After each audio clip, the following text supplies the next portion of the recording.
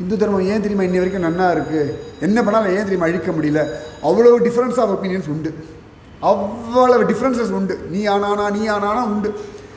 எத்தனைக்கு எத்தனை நிறைய டிஃப்ரென்ஸ் இருக்கோ அத்தனைக்கு எத்தனை ஒருத்தர் பிடிச்சி காப்பாற்றிட்டு போயிடுவோம்.